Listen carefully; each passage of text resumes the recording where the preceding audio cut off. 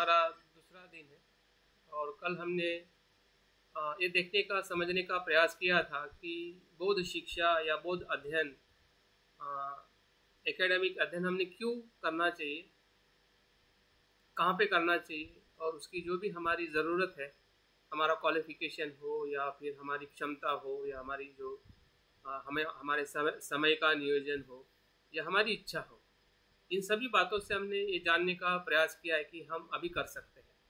हमारी इच्छा भी है, हमारे पास समय भी है और हमारे पास में जो उस कोर्स करने के लिए जो धन है, ज़रूरत है, वो भी है। हाँ? इन सभी बातों के साथ जब हम आगे बढ़ते हैं तो डिग्री हमारे लिए एक सामान्य माध्यम बनता है।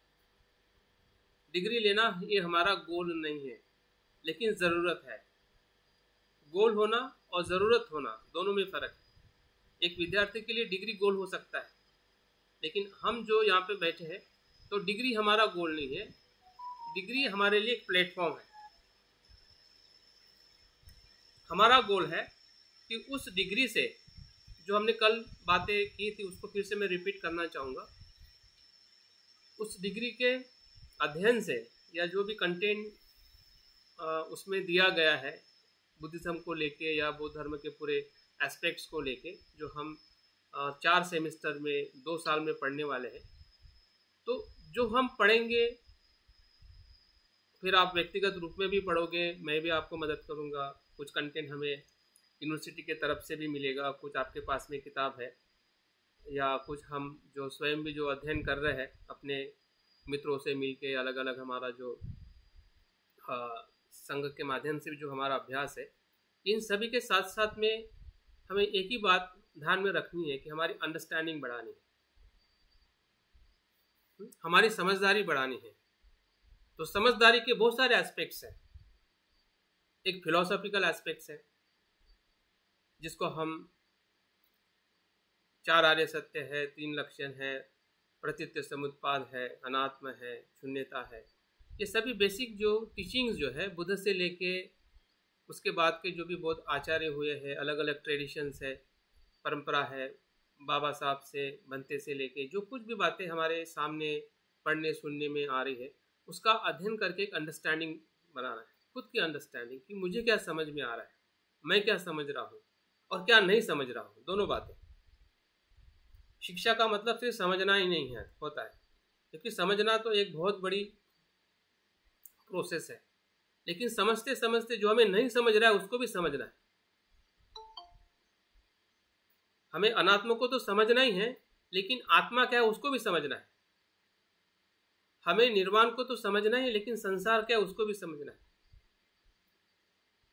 हमारे में जो अच्छाई है उसको समझना है, लेकिन बुराई क्या है उसको भी समझना है। तो जरूरी नहीं है कि सब कुछ हम अच्छा ही समझे, वही समझदारी है। हा?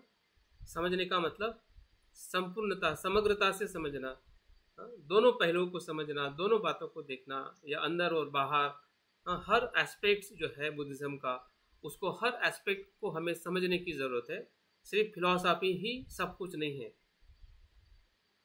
केंद्र में ज़रूर है दर्शन और आचरण, लेकिन उसके बहुत सारे विभिन्न पहलू हैं, बहुत सारी चीज़ों के साथ जुड़ा हुआ है।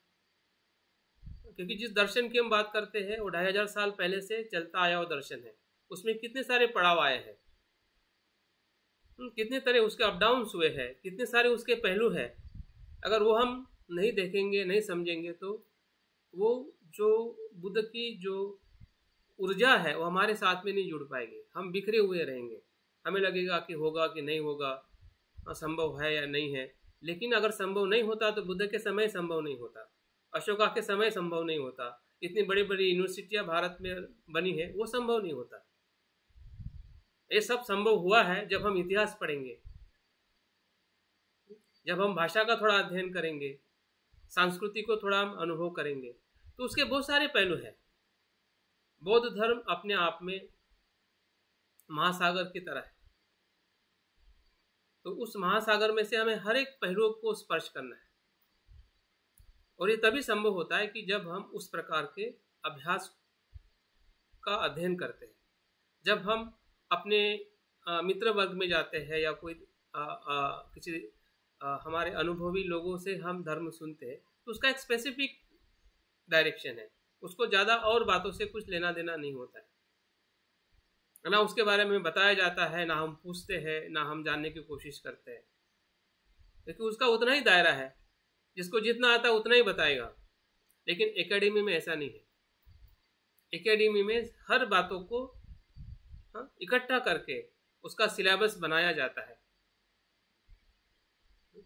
और शुरुआत से लेके अभी तक जो उसका एस्पेक्ट है, अभी तक उसका क्या स्वरूप है, कैसे उसका प्रासंगिकता आज के युग में बौद्ध धर्म के साथ जुड़ी हुई है, इनका यहाँ तक उसका पूरा कंक्लूजन किया जाता है। उस प्रकार से एकेडमिक बुद्धिज्म एक प्रकार से शुरुआत से लेके बीच में जो कुछ भी उसका उथल पुथल रहा है या बदलाव रहा है, और अभी के जीवन में क्या उसकी उपयोगिता है, इन सभी बातों का उस कोर्स में या अध्ययन, जब हम बुद्धिज्म का अध्ययन करते हैं एकेडमी शैक्षणिक तौर पे, तो वो सभी बातें सीखने को मिलती है, जानने को मिलती है, और उससे हमारी जो अंडरस्टैंडिंग जो है वो इतनी शार्प, इतनी डीप और इतनी सरल हो जाती है कि बाकी की बातें हमें अपने आप समझ में आने लगती है।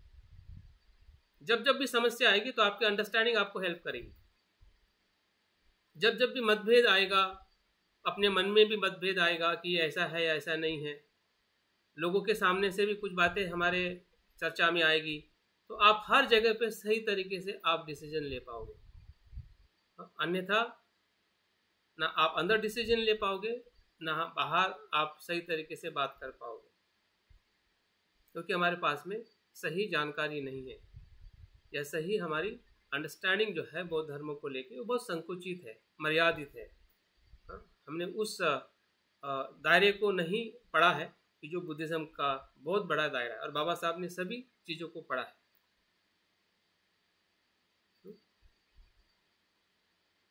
बाबा साहब के अगर हम एक एक ग्रंथ पढ़ते हैं तो हमें बुद्धिज्म के ही सभी पहलू अलग अलग तरीके से दिखाई देते हैं। फिर उनका आर्थिक थीसिस हो, उसमें भी हमें मानवता की बात दिखाई देती है।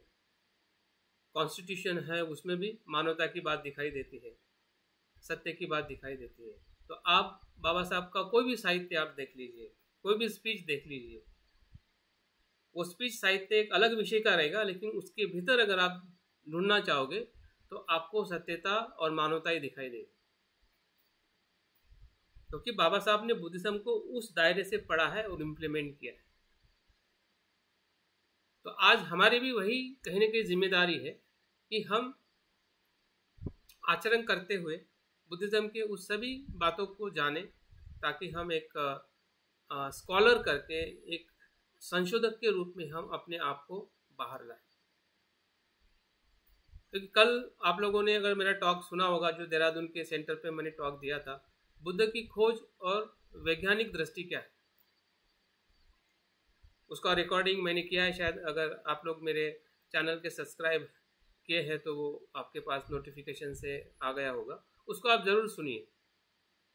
ये एक बौद्ध होने के नाते हमारी जिम्मेदारी बहुत बड़ी है। आप घर बैठे बैठे आप वैज्ञानिक बन सकते। वैज्ञानिक बनने की दृष्टि बुद्ध ने हमें दी है। वैज्ञानिक बनने के लिए लोगों को कहाँ कहाँ जाना पड़ता है, कितना कुछ अभ्यास करना पड़ता है। तो हमारा बौद्ध धर्म का ही अभ्यास वैज्ञानिक अभ्यास है। उसको सीखना और करना भी वैसे ही पड़ता है जिस प्रकार से कोई वैज्ञानिक लेबोरेटरी में जाकर किसी की खोज करता है। हमें उनमें कुछ भी फर्क नहीं है, लेकिन फर्क इस बात का है कि वो बुद्ध नहीं हो सकते, हम बुद्ध हो सकते हैं। अपने मन को हम संपूर्ण बदल सकते हैं, वो अपने मन को संपूर्ण बदल नहीं सकते, क्योंकि उनके पास में वो उद्देश्य नहीं है। ये हम में उनमें फर्क है। लेकिन पद्धति जो है, जिस प्रकार से बुद्ध ने हमें सिखाई है, बुद्ध ने जो अपनाई है, वही पद्धति हमें अपनानी पड़ेगी। जिस प्रकार से बुद्ध ने खोज की है, सत्य की खोज की है, और उसी को आज हम विज्ञान या वैज्ञानिक कहते हैं या साइंटिफिक मेथड कहते हैं। तो बुद्ध ने भी सबसे पहले साइंटिफिक मेथड को इस्तेमाल किया है। जो आज का स्कॉलर या आज का वैज्ञानिक इस्तेमाल करता है, बुद्ध ने खुद उसका इस्तेमाल किया है। ऐसा हम कह सकते हैं कि बुद्ध पहले वैज्ञानिक है। वैज्ञानिक इसलिए नहीं कि वो बुद्ध बने, वैज्ञानिक इसलिए है क्योंकि उन्होंने उस पद्धति से उस बुद्धत्व को खोजा है। ऐसे उनके मन में आया और बुद्ध बन गए, चमत्कार हो गया, बुद्ध बन गए। हाँ, इस प्रकार से वो बुद्ध नहीं बने। उन्होंने बहुत ही सिस्टमैटिक अपने कर्मों को, अपने मन को, अपनी जो देखने का, सोचने का जो तरीका जो है, वो पूरी तरह से वैज्ञानिक जो करता है उसी के अनुसार उन्होंने अपने जीवन में पद्धति को ढूंढा और उस पर वो चले, और उसके बाद में उन्होंने सत्य की खोज की। सत्य ऐसे उनको नहीं मिला और एक जन्म में नहीं मिला। ये खोज जो है एक जन्म की नहीं है, अनेक जन्मों में, अनेक योनियों में उन्होंने अलग अलग बोधिसत्व के रूप में उन्होंने पारमिता को पूर्ण किया है, और तब जाके इस मनुष्य योनि में, मनुष्य जीवन में उन्होंने उनको संपूर्णता को खोज लिया, जिसे बुद्धत्व कहते हैं, निर्वाण कहते हैं या विमुक्ति कहते हैं। तो ये खोज हर एक मनुष्य की अपनी खोज है, ये खोज रुकने वाली नहीं है।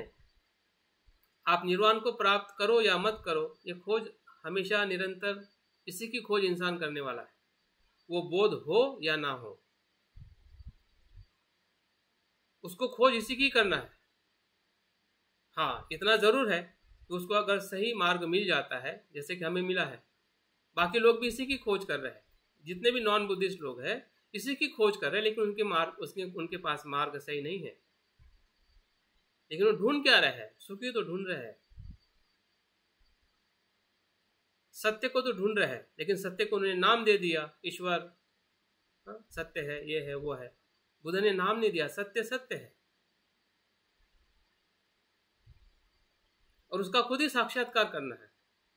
किसी पैगंबर से, कोई दूत आने से, कोई आशीर्वाद देने से कुछ चमत्कार होने वाला नहीं है, ना उससे सत्य का अनुभव होने वाला है। तो जो भी मनुष्य इस जीवन में पैदा हुए हैं या होने वाले हैं, सब इसी की खोज करने वाले।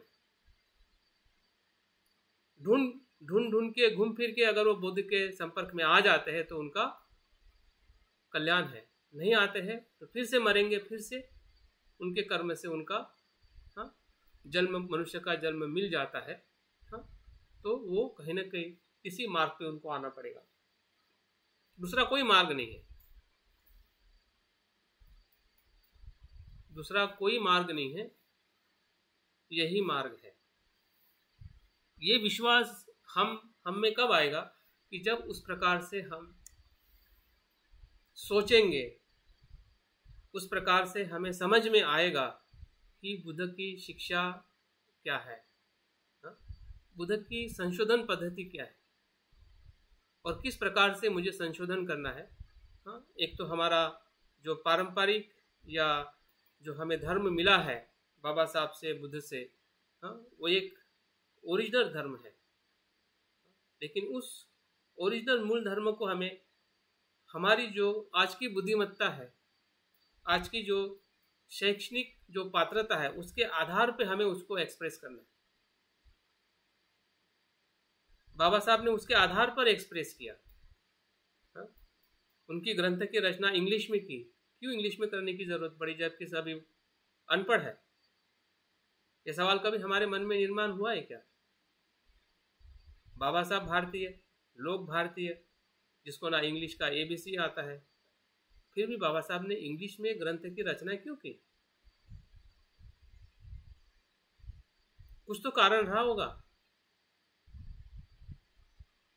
उसका कारण ये है कि बाबा साहब बुद्ध को या बुद्ध के धर्म को विश्व को बताना चाहते थे।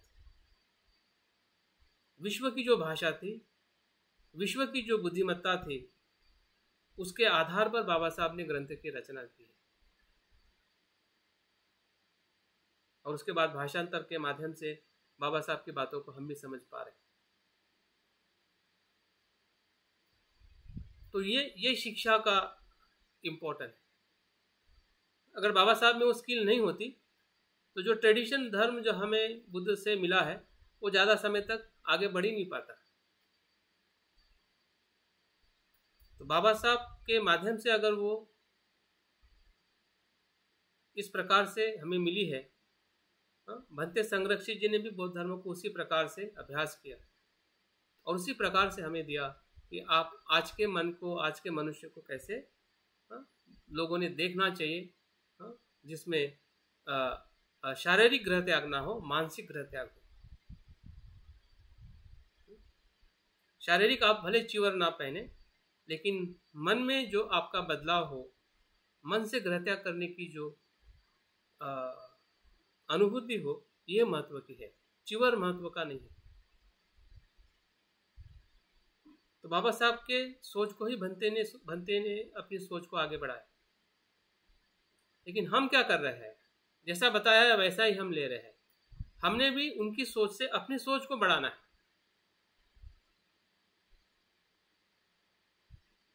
उनसे लेना है, लेना नहीं है ऐसा नहीं है, लेकिन लेके वहीं पे रुक जाना या उतना ही सत्य है मानकर रुक जाना, ये सही नहीं है। क्योंकि हम दूसरे डायमेंशन में जी रहे हैं। बाबा साहब का डायमेंशन अलग था, समय अलग था, लोग अलग थे। भंते जी का डायमेंशन अलग था, जहाँ पे उन्होंने मूवमेंट शुरू की, इंग्लैंड में की, इंग्लैंड से भारत में आई। भारत के उस समय जो लोगों ने धर्म लिया, उस समय की परिस्थिति अलग थी। आज हम दूसरे समय में हैं। आज हमारी परिस्थिति और लोगों की परिस्थिति में बहुत कुछ बदलाव है। तो आज के समय से हमने बौद्ध धर्म को कैसे इम्प्लीमेंट करना है अपने लिए, औरों के लिए, ये हमें सीखना पड़ेगा। अगर नहीं सीखोगे तो बौद्ध धर्म आगे नहीं जाएगा। और इसलिए हमारी जो जिम्मेदारी जो है, शिक्षा के माध्यम से या शैक्षणिक जो उसका वैल्यू है, एकेडमिक जो उसका स्वरूप है, उसके साथ में मिलके जो हमारा आध्यात्मिक स्पिरिचुअल जो एक्सपीरियंस है या स्पिरिचुअल जो अंडरस्टैंडिंग जो है, उसको हमें एक रूप करना है। और ये आज के समय की ज़रूरत है। और सभी लोग ऐसे ही करते हैं। आप जितने भी बौद्ध आचार्य देखो, ऐसा कोई बौद्ध आचार्य नहीं मिलेगा कि जो ध्यान करता था या प्रज्ञा को प्राप्त किया था लेकिन उसने साहित्य की रचना नहीं की होगी। मुझे एक भी कोई बता दीजिए, एक भी नहीं मिलेगा। ये हमारी परंपरा रही है। ये कोई आप और मेरी कोई नई बात नहीं है कि जो हम सोच रहे हैं या करने वाले हैं। भंते के 100 के ऊपर ग्रंथ भंते जी ने लिखे हैं। बाबा साहब के वॉल्यूम्स 25 वॉल्यूम्स में उनकी रचनाएं पड़ी हुई है, लिखी हुई है। तो क्या हमें प्रेरणा नहीं है? क्योंकि हम प्रेरणा को रोक लिए हैं। हमें लगता है कि शिक्षा मतलब सिर्फ जॉब, शिक्षा मतलब एक अच्छा कवि बनना, एक अच्छा ऑथर बनना, एक अच्छा रिसर्चर बनना, ये हम भूल गए हैं। शिक्षा को हमने बहुत ही मर्यादित तौर पे हमने लिया है। जो भी हम पढ़े हैं, ग्रेजुएशन मास्टर तक पढ़े, मास्टर के बाद में कभी सोचा नहीं है कि इसके ऊपर भी हमने पढ़ने की ज़रूरत है। एक संशोधक के रूप में हमें पढ़ने की ज़रूरत है। भले आप किसी भी फील्ड में जाओ, लेकिन एक संशोधक के रूप में आपकी पढ़ाई का एक प्रारूप या आपका विकास होना बहुत ज़रूरी है। अगर बाबा साहब अगर संशोधक रूप में नहीं पढ़ते, पीएचडी नहीं करते, डीएससी नहीं करते, तो उनकी जो बुद्धिमत्ता जो है उतनी संकुचित रहती। और संकुचित रहने से संकुचित ही सब कुछ निर्माण होता। अगर उनकी बुद्धि संकुचित क्यों नहीं रही? क्योंकि उन्होंने उस प्रकार से अभ्यास को किया है, लोगों को वैसे लोगों को मिले हैं, इस प्रकार से उन्होंने प्रेरणा ली है। आधुनिक विद्वानों से भी प्रेरणा ली है, बुद्ध से प्रेरणा ली है, महात्मा फुले से प्रेरणा ली है, कबीर जी से प्रेरणा ली है। तो सभी प्रेरणा को मिलके आज के परिस्थिति में जो मनुष्य की जो ज़रूरत है मूल्य की ज़रूरत है, समानता की ज़रूरत है, शिक्षा की ज़रूरत है, उस सभी ज़रूरतों को बाबा साहब ने भली भांति समझा और दिया, इम्प्लीमेंट कर सके, क्योंकि उनका वो हुनर था, वो क्षमता थी, वो बात थी उनके कहने में, लिखने में और आचरण करने में। और आज नहीं होने के बाद में भी हमारे सामने वो जीवित है, उनके ग्रंथ के रूप में, उनके संविधान के रूप में, उनके धम्म के आंदोलन के रूप में। तो हम भी कहीं ना कहीं उसी मार्ग का अनुसरण करते हुए अगर आगे बढ़ते हैं तो हमें बुद्ध की रिसर्च मेथोडोलॉजी क्या है, यहाँ पे वो चित्र जो बताया गया है, इसमें दो बातें हमें दिखाई देती है। एक तरफ खाने पीने वाला कपल है, जिसे हम सांसारिक इच्छा में रहना, काम छंद में रहना एक मार्ग है, खाओ पियो और जलसा करो और मरना तो है ही। दूसरा जो बताया है दूसरी जगह पे, वो शरीर को कष्ट देने वाला आत्मक्लेश का मार्ग, दबाना, सप्रेश करना, द्वेष आया दबाओ, लोभ आया दबाओ, भूख लगी दबाओ, प्यास लगी दबाओ, शरीर और मन को कष्ट देने वाला, और इधर शरीर और मन को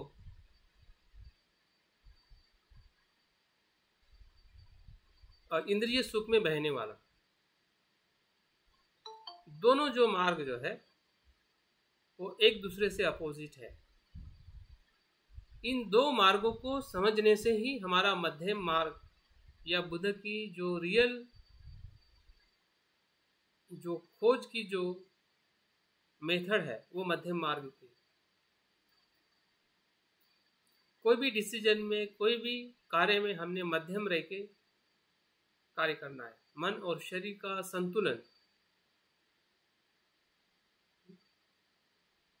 मन और शरीर का संतुलन, शरीर की जो ज़रूरत है, शरीर की जो जिम्मेदारी है, परिवार की जो जिम्मेदारी है, वो जिम्मेदारी निभाने के बाद हमें ऊपर उठना है। जिम्मेदारी से भाग के आप ध्यान नहीं कर सकते। जिम्मेदारी को निभा के जब आप ध्यान करते हैं तो आपका ध्यान मध्यम मार्ग का ध्यान है। जैसे कि अभी हम सभी लोग यहाँ पे बैठे हुए, हम जिम्मेदारी को निभा के बैठे हैं, और कोई कोई लोग जिम्मेदारी में फंसे हुए हैं, इसलिए वो इस प्रकार का अभ्यास नहीं करना चाहेंगे, ध्यान नहीं करना चाहेंगे या शिविर में जाना नहीं चाहेंगे, क्योंकि उनको एक के बाद एक जिम्मेदारी घर से आती रही है और उसी जिम्मेदारी के साथ वो फंसे हुए हैं। उनको लगता है कि यही संसार है, यही धर्म है, परिवार का धर्म निभाना ही धर्म है। जिस प्रकार से गीता में कहा जाता है कि तुम जिस जाति में पैदा हुए हैं उसी जाति के कर्म करना वही तुम्हारा धर्म है। तो वैसे ही हम सोच रहे हैं कि मनुष्य जाति में हम पैदा हुए हैं, जैसे माँ बाप ने कर्म किए हैं जन्म देने का और उसका सिर्फ देखभाल करने का, उसी कर्म को हम धर्म कह रहे हैं और उसी को हम सच मान बैठे कि यही धर्म है, यही मेरी जिम्मेदारी है। उस जिम्मेदारी को करके ऊपर उठना, बुद्ध कहते हैं कि ये धर्म है। संसार की जिम्मेदारी लेके छोड़ देना, शादी की है, बच्चे हैं, सब कुछ है, अभी उसका भोग कर लिया है, छोड़ दो, थोड़ा तो छोड़ो। जैसा थोड़ा छोड़ोगे तो आप मध्यम में आ जाओगे, नहीं छोड़ोगे तो फिर वो एक दूसरा मार्ग होगा कि जो कभी भी हमें सुख की तरफ और सत्य की तरफ लेके नहीं जाए। तो बुद्ध की जो खोज जो है या बुद्ध का जो मार्ग जो है वो मध्यम मार्ग का मार्ग है। अगर हम रिसर्च को किसी चीज़ों में देखते हैं कि उसका क्या अर्थ है, हम किसी चीज़ की अगर खोज करते हैं क्योंकि हमारा जो लिखना जो है, जो हम लिखने वाले हैं, जो आगे मैं बताने वाला हूँ कि क्या लिखे, कैसे लिखे और क्यों लिखे, ये 3 सवाल का नाम ही रिसर्च है। जब आप कुछ लिखना चाहते हैं और लिखने के पहले आप सोचते हैं कि मैं कैसे लिखूं और क्यों लिखूं, तो वहां से आपकी रिसर्च शुरू हो जाती है, आपकी खोज शुरू हो जाती है। और खोज, रिसर्च का मतलब एक सिस्टमैटिक तरीका, जैसे कि हम जीवन जीने का सिस्टमैटिक तरीका है। सुबह उठो, फ्रेश हो जाओ, नाश्ता करो, व्हीकल पकड़ के काम पे जाओ, काम करो, शाम को वापस आओ, बच्चों की देखभाल करो, टीवी देखो, तो समय आने के बाद सो जाओ। ये बहुत सिस्टमैटिक है जो हम रूटीन लाइफ में करते हैं। सिस्टम है हमारे संसारिक जीवन की। इसमें जहाँ पे भी ब्रेक होगा तो आपका संसारिक लाइफ अनहैप्पी हो जाएगा। तो वैसे ही रिसर्च का भी एक लाइफ है, एक सिस्टम है, उसकी एक परिभाषा है। जब आप कुछ खोज करना चाहते हैं, कुछ सत्य को ढूंढना चाहते हैं, जैसे बुद्ध ने ढूंढा या कोई वैज्ञानिक ढूंढता है, तो उसकी एक पद्धति है। उस पद्धति से जब आप उसको खोजते हैं तो चीजें आपको बिल्कुल समझ में आने लगती। शुरुआत में लगेगा कि मैं कर पाऊंगा कि नहीं कर पाऊंगा। जैसे कि हम कोई साइकिल चलाते हैं, गाड़ी चलाते हैं, तैरना सीखते हैं, तो शुरुआत में लगता है कि यार क्या होगा, कि लग जाएगा, भाई टूट जाएगा, या कुछ मर जाएगा, तीनों चीज आती है। लेकिन जब आप धीरे धीरे सिस्टमैटिक तरीके से उसको सीखते हैं तो आप बिल्कुल परफेक्ट हो जाते हैं। जो लोग बड़े एरोप्लेन चलाते हैं तो हमें सुन के ही ऐसा लगता है कि यार कैसे चलाता होगा इंसान, हम तो बैठने में ही चक्कर आता है, एरोप्लेन में बैठने में ही चक्कर आता है। चलाने वाला कैसे चलाता होगा, उसको कैसी दिशा समझ में आती होगी। बादल आते हैं तो कैसे उसको वो देखता होगा, कैसे उतारता होगा, कैसे उड़ाता होगा। ये तो हमारे लिए सोचना ही बड़ा मुश्किल है। लेकिन जब आप उसके विज्ञान को पढ़ते हैं, जब उड़ता है तो क्या होता है, चलाते हैं तो कैसी दिशा को देखना होता है, उसका अभ्यास किया जाता है, उसको समझना पड़ता है, और उस प्रशिक्षण से वो सीख जाता है। तो आप और हम भी सीख सकते हैं। हमें तो कोई एरोप्लेन चलाना नहीं, हमें तो कलम चलाना है, ठीक है, हमें तो दिमाग चलाना है, और वो भी घर बैठ के चलाना है। ऐसा भी नहीं कि हमें किसी और जगह पे जाके ऐसी चीजों को करना है। तो रिसर्च एक प्रकार से ऐसी चीज है कि जहां पे हम एक प्रकार से व्यवस्थित जांच करते हैं, घटनाओं की सिस्टमैटिक अवलोकन करते हैं, घटनाओं का एक सम्यक तरीके से अवलोकन करना, सम्यक तरीके से।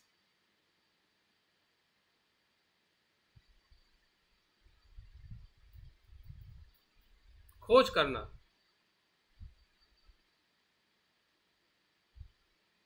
खोज करने की जो गतिविधि है,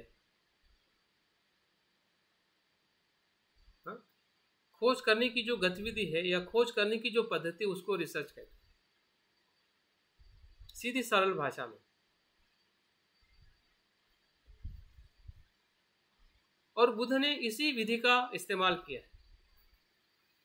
अगर बुद्ध को अगर हम उस प्रकार से एक वैज्ञानिक रूप में देखते हैं,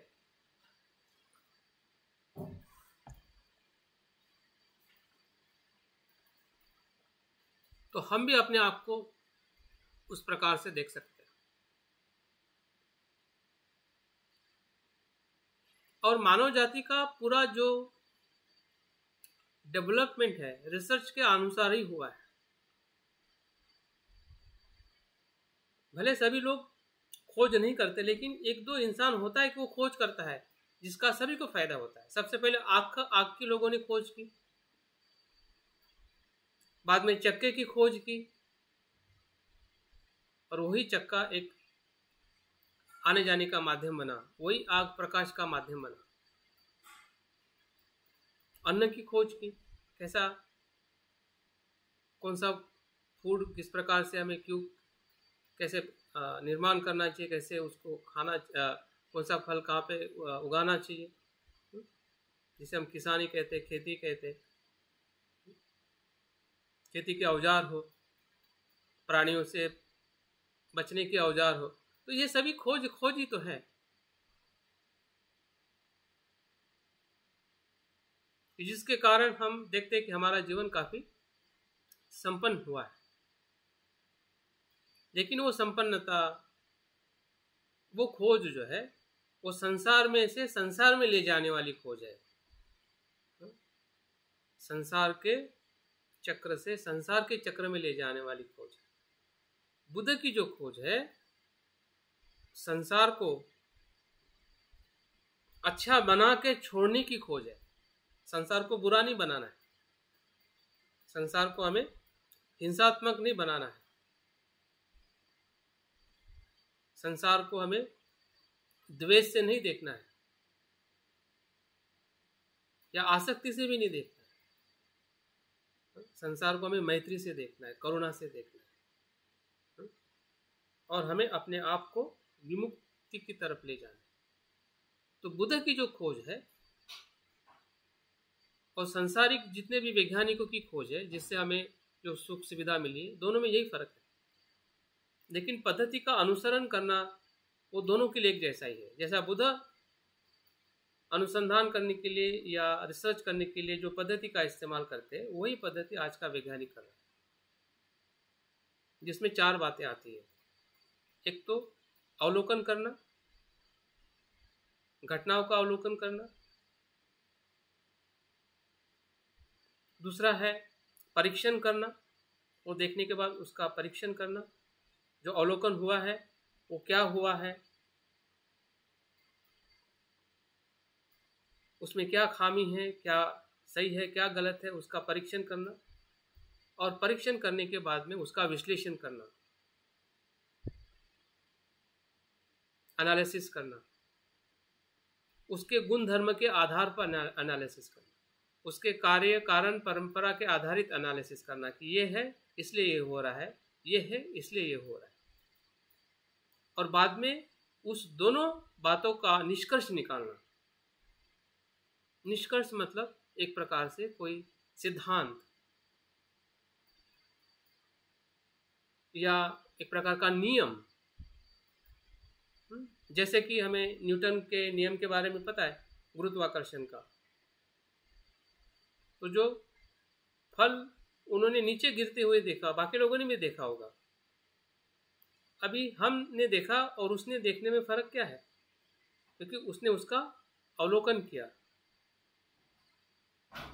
उसका परीक्षण किया कि ऐसा क्यों हो रहा है,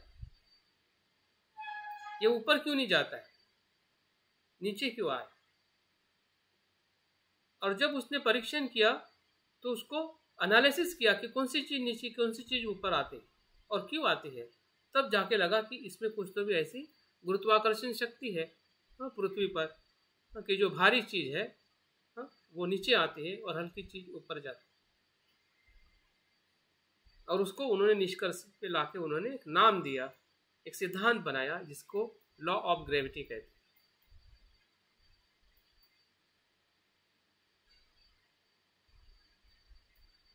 और वो महान वैज्ञानिक बना, और उसी आधार पे सभी जितने भी खोजें हैं, जितने भी रिसर्च है, डेवलपमेंट है,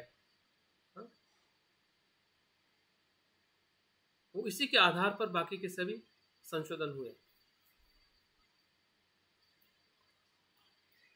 एरोप्लेन का ऊपर उड़ना भी इसी पे आधारित है कि जहाँ तक उसका गुरुत्वाकर्षण शक्ति है वहाँ तक, और उसके बाद में जो गुरुत्वाकर्षण शक्ति जहाँ पे समाप्त हो जाती है उसके बीच में एरोप्लेन घूमता है।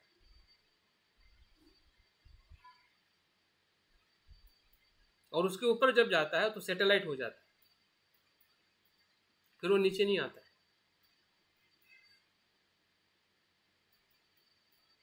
अगर ये पता नहीं होता तो एरोप्लेन की भी खोज नहीं होती, सैटेलाइट की भी खोज नहीं होती। ये लगता ही नहीं कि चीज़ ऊपर जा सकती है। और क्यों जाएगी, कैसे जाएगी? जब तक गुरुत्वाकर्षण का है वहां तक तो नहीं जाएगी, उससे आगे जाएगी। तो वहां तक जाने के लिए ऐसा कुछ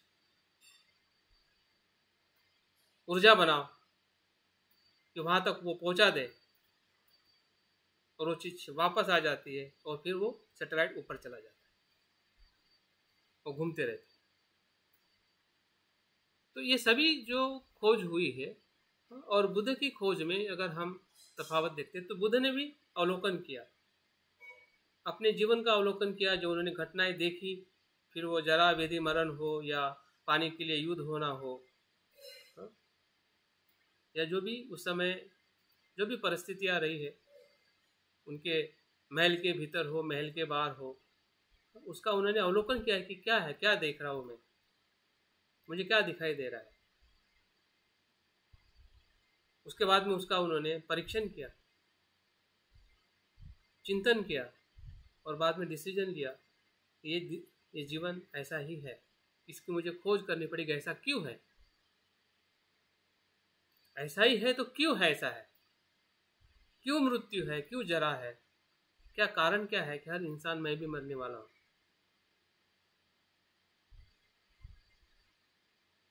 और तब जाके उन्होंने उस सत्य को प्राप्त किया जिससे उनको पता चला कि दुख है तो दुख का कारण भी है, दुख से मुक्ति भी है, उसका भी मार्ग है, जिसे हम प्रत्युत्य समुत्पाद कहते हैं, जिसे हम चार आर्य सत्य कहते हैं। ये बुद्ध की खोज है। तो इस खोज को हम बुद्ध कहते हैं। जो जागरूक है, जो जानता है, वो बुद्ध है। क्या जानता है? सत्य को जैसा है वैसा जानता है। और सत्य क्या है? चार आर्य सत्य, प्रत्युत्य समुत्पाद। तो इस प्रकार से बुद्ध की खोज को अगर हम देखते हैं तो हमें कहीं ना कहीं उस प्रकार से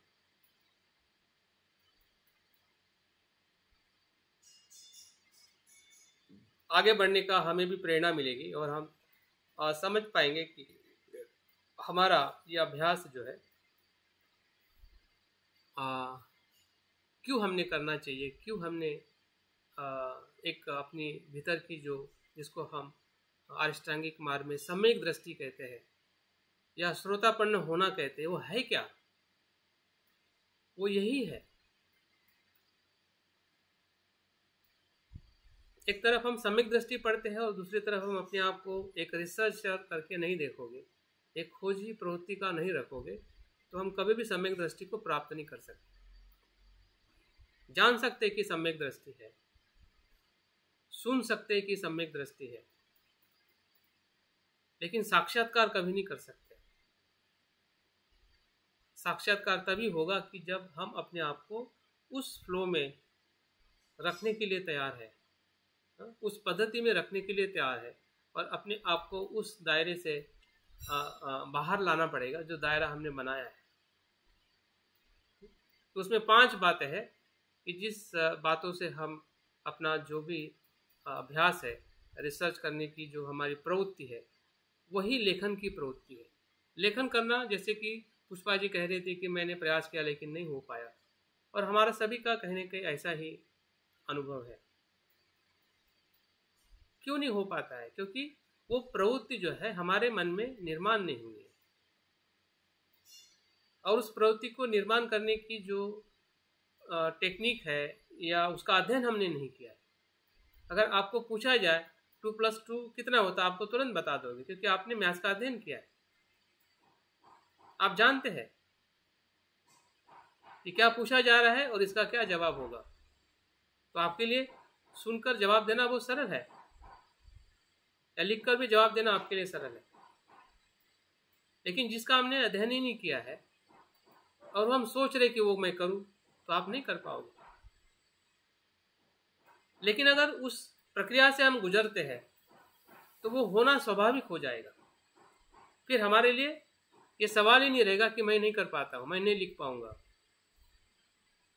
बाबा साहब का पूरा साहित्य संशोधनात्मक साहित्य, बाबा साहब का एक एक जो प्रवचन है, भाषण है,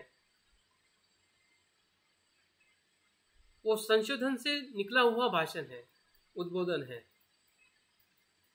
क्योंकि वो उन्होंने सीख लिया था जब वो अमेरिका में, इंग्लैंड में, जर्मनी में पढ़े, तो वो उनकी जो संशोधनात्मक जो प्रवृत्ति जो थी वो उन्होंने भीतर से विकसित कर ली थी, और इसलिए उनको कभी भी ज़्यादा कठिन नहीं पड़ा होगा किसी विषय पर अध्ययन करके किसी विषय के बारे में लिखना, बात करना। उनके लिए बहुत सहज था। आज हमारे लिए सहज क्यों नहीं? हम भी पढ़े लिखे हैं। अगर बाबा साहब खुद कहते हैं कि अगर जिस प्रकार से मैं पढ़ा हूँ मैं इतना कर सकता हूँ, तो 100 लोग अगर ऐसे पढ़ेंगे तो कितना कुछ कर सकते हैं। और इसका उन्होंने एक्सपेरिमेंट किया, 10 लोगों को उन्होंने विदेश में भेजा, लेकिन परिणाम क्या हुआ? परिणाम ये हुआ कि उस प्रकार से वो सीख ही नहीं पाए, उस प्रकार से वो सोच ही नहीं पाए। डिग्री तो ले ली, लेकिन जो सोचने में जो उनकी प्रवृत्ति आनी चाहिए, संशोधन की, समस्या का समाधान करने की, वो प्रवृत्ति वो विकसित नहीं करते। और इसलिए बाबा साहब फिर कहते हैं कि मुझे लिखे पढ़ो ने धोखा दिया। लेकिन धोखा शिक्षा का नहीं है, शिक्षा लेने का धोखा है। शिक्षा से तो वो सुखी हो गए, उन्होंने घर अच्छा बनाया, जिंदगी ऐसे जिए,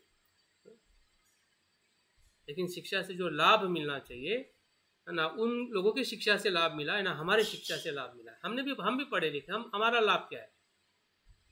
डिग्री लेने के बाद जॉब के अलावा कौन सा लाभ मिला है आपको बताइए?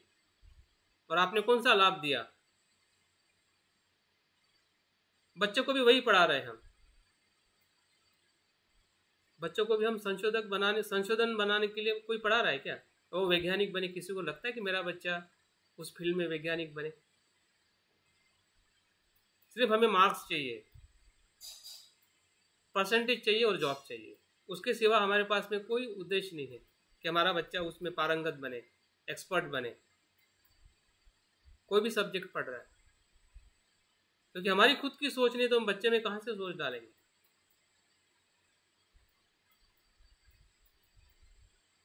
बाबा साहब ने ऐसा ही नहीं कहा कि शिक्षा शेरनी का दूध है, जो पिएगा वो दहाड़ेगा।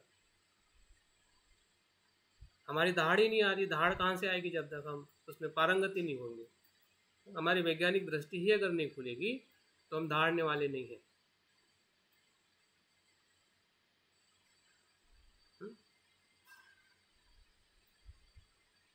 आज इतना बड़ा प्लेटफॉर्म है शिक्षा से कि आप किसी भी प्रकार का बिजनेस खड़ा कर सकते हैं, लेकिन बिजनेस वही खड़ा कर सकता है कि जिसके पास में वैज्ञानिक सोच है अपनी शिक्षा को लेकर।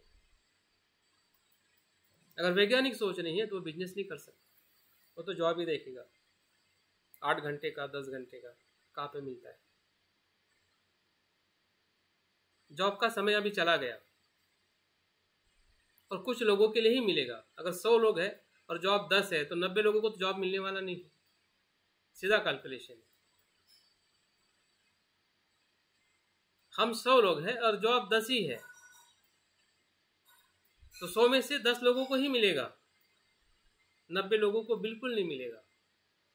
लेकिन 90 लोग भी वही सोच रहे हैं जो 10 लोगों ने सोचा है।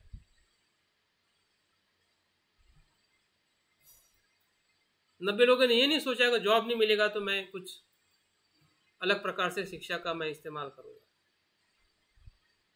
और इसलिए बेकारी बढ़ते जा रही है, निराशा आ रही है माँ बाप को भी और बच्चों को भी।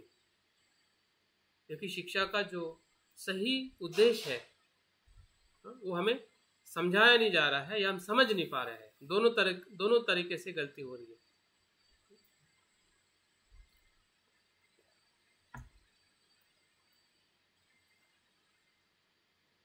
अगर शिक्षा से देश का और संसार का अगर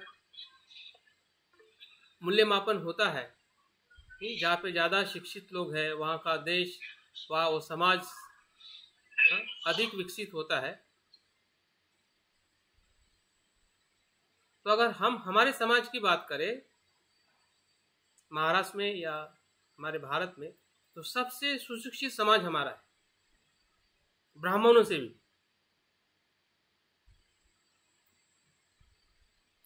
बाबा साहब के आंदोलन के बाद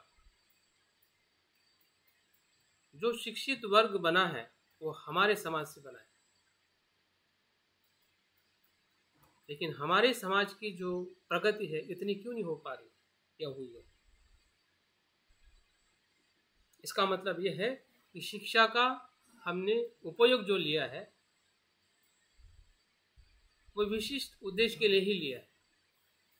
उसका जो सही उद्देश्य था उस उद्देश्य से हम वंचित रहे, और आज फिर से हमें अपने शिक्षा के ऊपर सवाल करने की ज़रूरत है कि हम क्यों पढ़े, शिक्षा हमारे लिए क्यों ज़रूरी है, अपने लिए और हमारे बच्चों के लिए। इस पे जब तक हम पुनर्विचार नहीं करेंगे तब तक हमारे हाथों से या हमारे कृति से जो एक बेहतरीन कुछ चीज़ बननी है उसके लिए हम तैयार नहीं हो पाएंगे। और इसलिए जो पांचों बातें जो है ये बहुत ही महत्वपूर्ण है जब हम अपने रिसर्च को या किसी भी कृति को अगर हम बनाना चाहते हैं।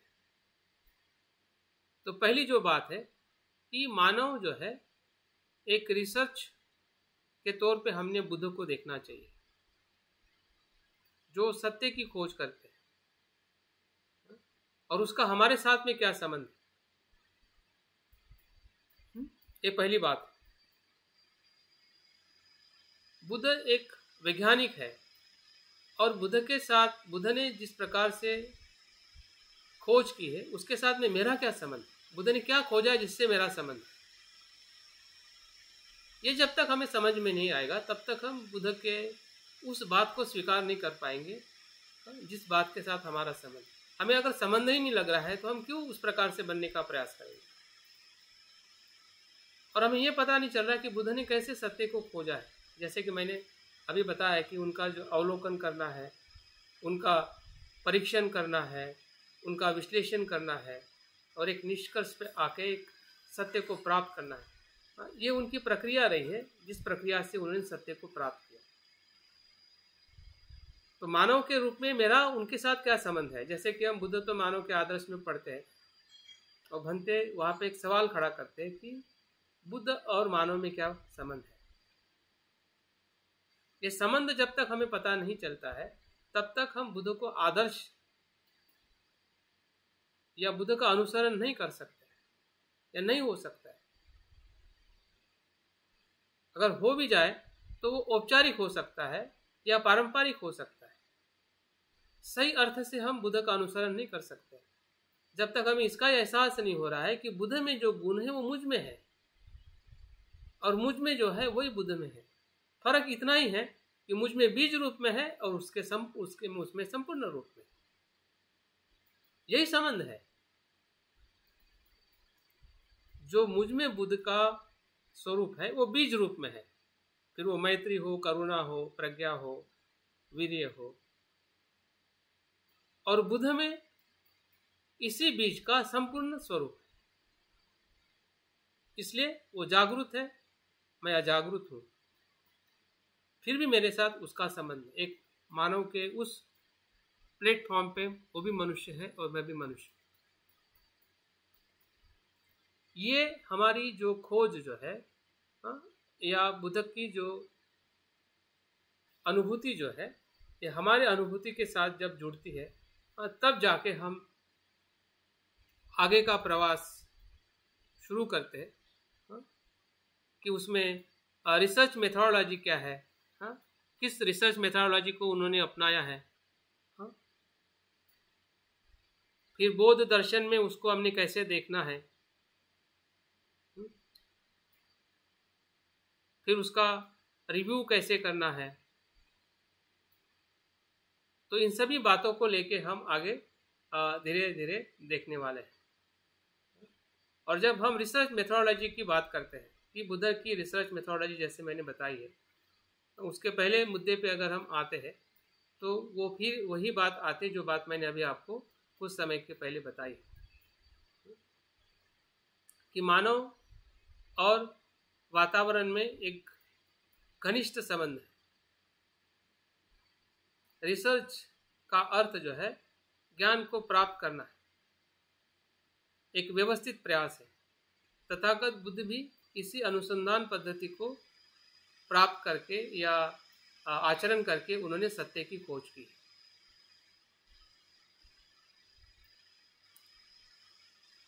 बुद्ध जिस सत्य को प्राप्त करते हैं वो कोई चमत्कारिक सत्य नहीं है, बाहर से आया हुआ सत्य नहीं है, तो जीवन के मनुष्य जीवन के घटनाओं के साथ जुड़ा हुआ है। जैसे कि हम फिर से न्यूटन की बात करते हैं तो कोई ऐसी चमत्कार बात नहीं थी, एक फल का नीचे गिरना और सामान्य बात है, लेकिन वही सामान्य बात न्यूटन के लिए सत्य प्राप्त करने का कारण बन जाती। तो यही खोज है। जैसे कि अगर आप किसी विषय पे लिखना चाहते हैं तो आपके पास में बहुत सारे विषय हैं, लेकिन जब आपको लगता है कि ये आपके जीवन में बहुत महत्वपूर्ण है, जैसे कि अगर आपको लग रहा है कि मेरा स्वभाव द्वेष का स्वभाव है जिससे आप परेशान हो रहे हैं, क्योंकि उसका संबंध है, क्योंकि आप बार बार द्वेष कर रहे हैं, बार बार आप परेशान हैं, बार बार आपके संबंध खराब हो रहे हैं, आप बार बार बीमार हो रहे हैं। डॉक्टर भी बोल रहा है कि भाई तुम द्वेष को कम करो, ये करो, वो करो, तो हमें समझ में आ रहा है कि कुछ तो भी है मेरे जीवन में जिसको मैं महसूस कर रहा हूं। तो जो महसूस कर रहे हैं वही आपका रिसर्च है। उसी द्वेष को समझना है और उसी द्वेष के साथ में जो मैत्री की भावना है वो कैसे अप्लाई कर सकती है, मैत्री भावना से क्या हो सकता है, मुझ में क्या हो सकता है, लोगों में क्या हो सकता है, कैसी करनी चाहिए, बुद्ध ने मैत्री भावना क्यों बताई है, कैसे करने के लिए बताई है, क्या अनुभव है, इन सभी बातों के साथ फिर हम जुड़ जाते हैं। पढ़ने के लिए भी जुड़ जाते हैं, उसमें से जो कुछ भी हमें रेफरेंसेस मिलते हैं या उसका डेटा मिलता है वो भी मिल जाता है, और हमारा जो रिसर्च करने का जो मकसद जो है वो धीरे धीरे आगे बढ़ते रहता है। यही रिसर्च है। जो समस्या है वही रिसर्च का विषय है, याद रखिए। यह तो मैंने उदाहरण के तौर पे बताया, और समस्या नहीं है ऐसा एक भी पल नहीं है,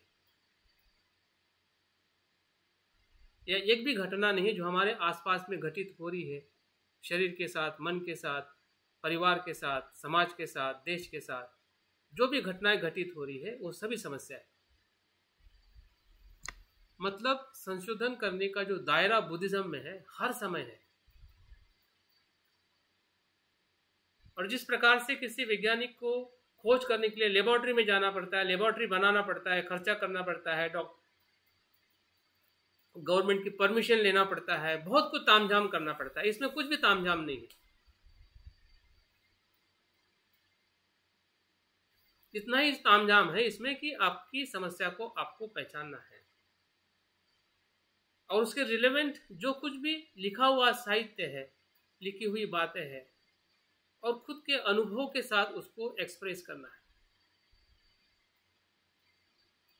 जब आपकी समस्या के साथ जब बुद्धिज्म आगे आएगा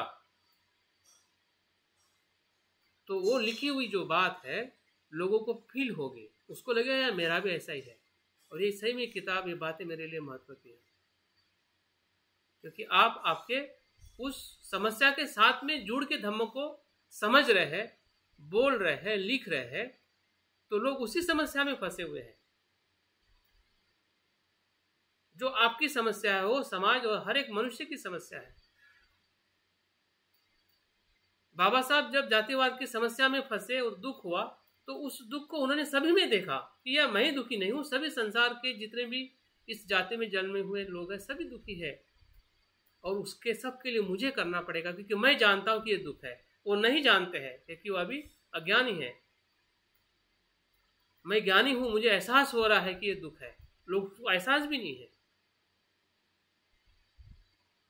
तो देखो बाबा साहब उसी समस्या को क्या बना दिया, एक आंदोलन बना दिया, और उस आंदोलन से कितना कुछ लिखा, कितना कुछ बोला, कितना कुछ स्थापित किया, जिसको हम संविधान कहते हैं।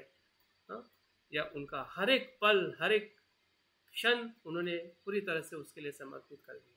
ये है खोज। बुद्ध ने जब गृह त्याग किया तो खुद के लिए ही नहीं किया, तो संसार के सभी जीव इसी दुख से पीड़ित है। इस करुणा से बुद्ध ने सत्य को खोजा है,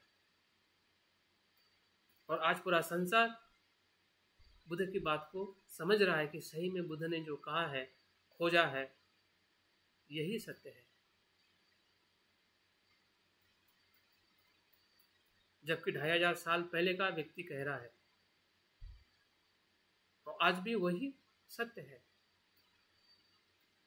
जो काल और समय से पर है। ऐसे सत्य की बुद्ध ने खोज की। क्यों? क्योंकि वो मानवता के, मनुष्य के वातावरण के साथ, मनुष्य के जीवन के साथ जुड़ा हुआ है। बुद्ध की खोज जो है मनुष्य के जीवन के साथ जुड़ी हुई है।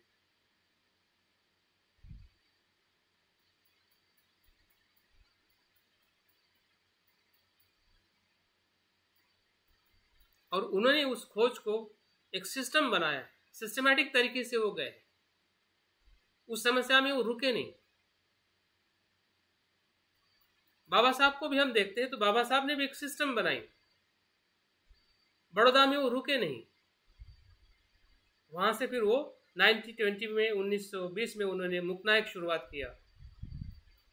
जो लोग समझने वाले थे उनके साथ में रहे, उनका साथ लिया, शाहू महाराज हो या जो भी मित्र हो, और उसी के आधार पर उन्होंने एक संस्था के निर्माण की, बहिष्कृत हितकारिणी सभा। ये बाबा साहब का सिस्टम है, जहां से वो प्रयोग करते करते करते करते संविधान और 22 प्रतिज्ञा के साथ धर्मांतर की बात है। तो हमारी भी खोज भले बड़ी ना हो, एक छोटी अनुभव के साथ में भी अगर आती हो, फिर वो शील की बात हो, ध्यान की बात हो, द्वेष की बात हो, मैत्री की बात हो, या सामाजिक कोई भी आर्थिक बात हो, सामाजिक बात हो, हर बात ही बात है। किस बात पे आपको रुचि है, किस बात से आप ज़्यादा हर्ट हो रहे हैं, किस बात की परेशानी है, वही आपकी खोज की शुरुआत है। और ऐसा कहते हैं कि दुख ही जो है खोज का कारण है। संशोधन वहीं पे शुरू होता है जहां पे दुख है। जहां पे दुख नहीं वहां पे संशोधन नहीं है। जितनी भी खोजें हुई है इस संसार में, सभी दुख के कारण ही हुई है।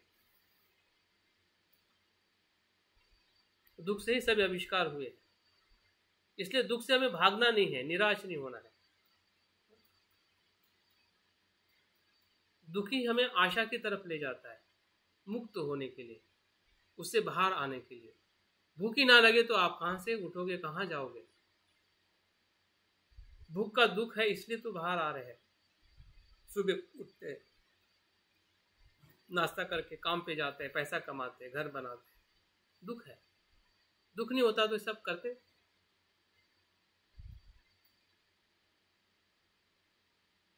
तो दुख जो है अपॉर्चुनिटी है, उसको समझना, और उस समझने के साथ उस पर अच्छी तरीके से उसका अध्ययन करना, वही संशोधन है। अगर आप किसी बात पे गहराई में जाना चाहते हैं, किसी भी विषय पे, फिर वो आपका फिलॉसफी हो सकता है, इतिहास हो सकता है, सामाजिक हो सकता है, या पॉलिटिक्स हो सकता है, कोई भी विषय जो है, उस विषय के अगर भीतर जाना है तो विषय के साथ में हमें जो उसकी मेथड है, उसका जो प्रॉपर सिस्टम है, उसको हमें अप्लाई करना पड़ेगा। और बुद्ध ने वही किया, और सत्य को प्राप्त किया। इसके ऊपर बहुत ही अच्छा सूत्र है, अरिपर्यसन सूत्र, बुद्ध की सत्य की खोज। इस सूत्र को आप ज़रूर पढ़िए। इसके ऊपर शायद मैंने एक शिविर भी लिया था और अभी गुजरात में जा रहा हूँ, शायद उसी पे मैं मित्रों का अभ्यास कराने वाला हूँ।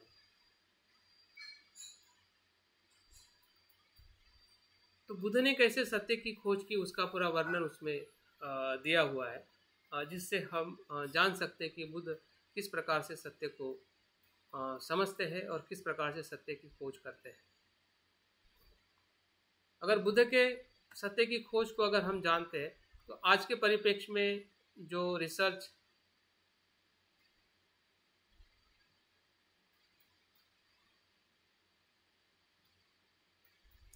किया जा रहा है, हाँ, या जो भी रिसर्च करने वाले जितने भी वैज्ञानिक हैं, हाँ, वो हमारे सामने एकदम नए हैं। भले हमें लगता है कि हम उनके सामने नए हैं, क्योंकि बुद्ध की शिक्षा से जो कुछ हम सीख रहे हैं, हाँ, उसमें संशोधन ही संशोधन है।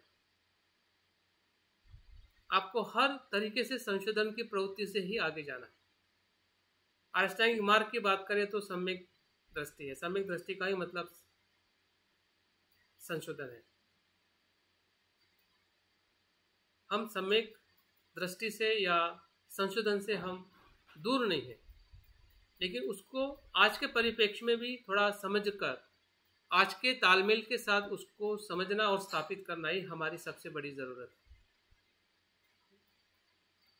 ताकि बुद्ध के संशोधन को हम आज के संशोधन के साथ में जब जोड़ते हैं, तो उसके माध्यम से हम बहुत कुछ अच्छा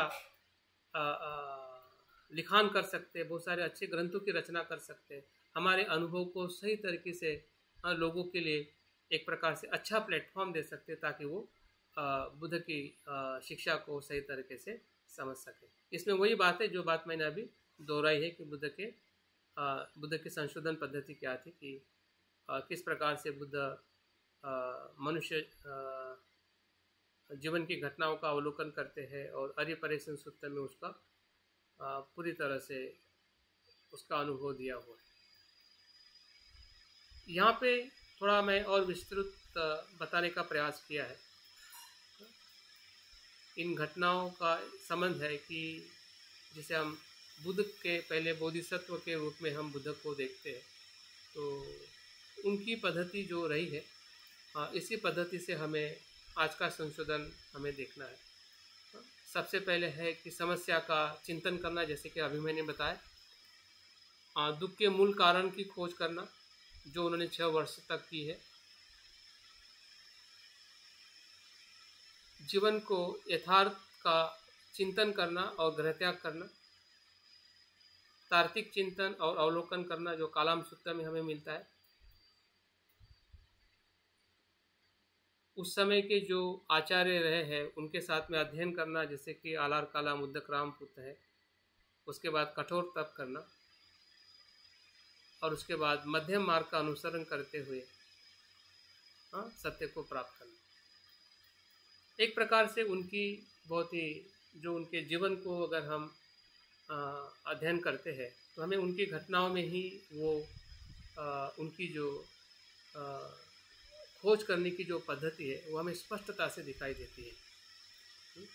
घटनाओं को देखना, सोचना, चिंतन करना, गृहत्याग करना, उस समय की जो कुछ भी शिक्षा पद्धति है उसका पूरी तरह से अध्ययन करना। यहाँ पे कहीं न कहीं हम कमज़ोर पड़ जाते हैं।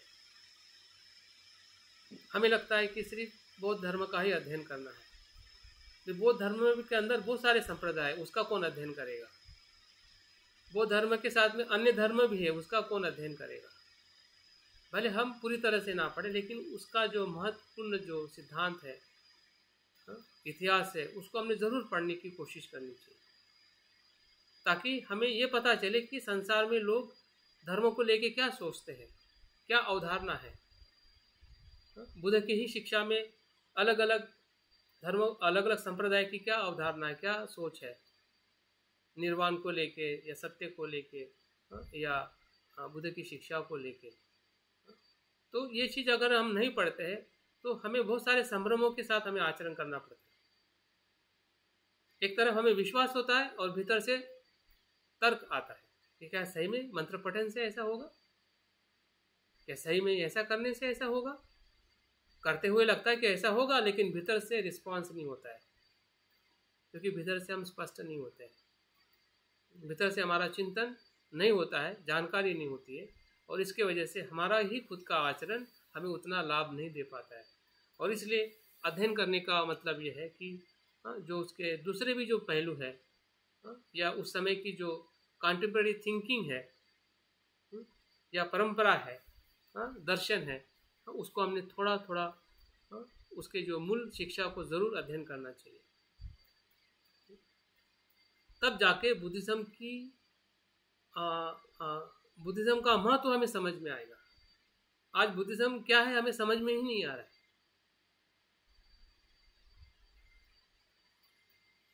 क्योंकि बुद्धिज़्म के अलावा जितना भी दर्शन है, कितना भयंकर है, कितना दुख देने वाला है, कितना परेशान करने वाला है, इसका हमारे पास में कुछ भी प्रूफ नहीं है। हमने मान लिया कि बाकी धर्म अच्छे नहीं है, लेकिन कहाँ तक अच्छे और कहाँ से अच्छे नहीं है ये हमें समझ में नहीं आ रहा है। क्योंकि सभी धर्म तो अच्छी बात करते हैं, सुख से रहने की, मानवता की, तो कहाँ तक हम एक है और कहाँ से अलग है, ये चीज़ हमें समझ में नहीं आ रही, क्योंकि उस प्रकार से हम अभ्यास नहीं कर पा रहे। और इसलिए हमें अभ्यास करने की ज़रूरत है। जिस प्रकार से सिद्धार्थ ने बुद्ध होने के पहले जो भी उस समय की शिक्षाएं थी, उस सभी शिक्षा का उन्होंने अध्ययन किया, सभी मार्ग का उन्होंने अनुसरण किया, और तब जाके उनको लगा कि ये सही मार्ग नहीं है, और उसका बाद में त्याग करके मध्यम मार्ग से वो आगे बढ़े।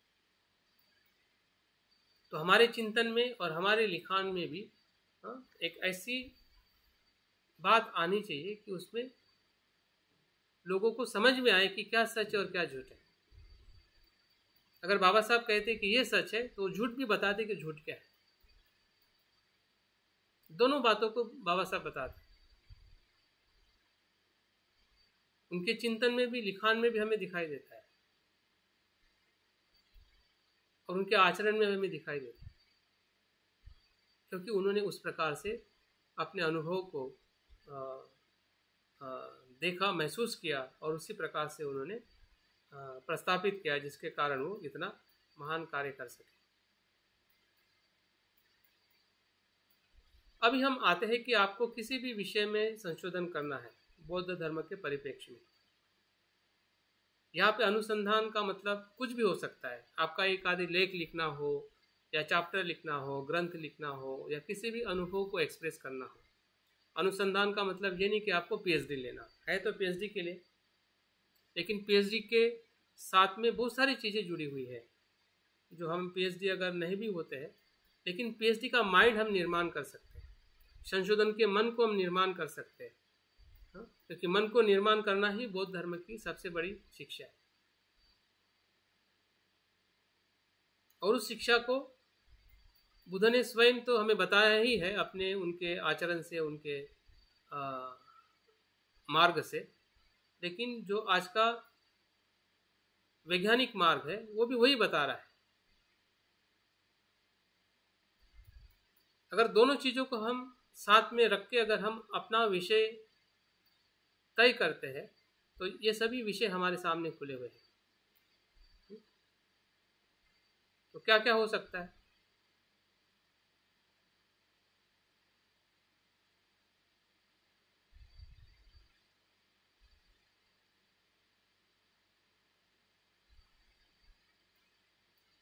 इतिहास के ऊपर हम संशोधन कर सकते हैं, भाषा के ऊपर कर सकते हैं, आर्कोलॉजी के ऊपर कर सकते हैं, बुद्धिस्ट एजुकेशन के ऊपर कर सकते हैं, मेडिटेशन के ऊपर है, फिलॉसफी है, साइंस है,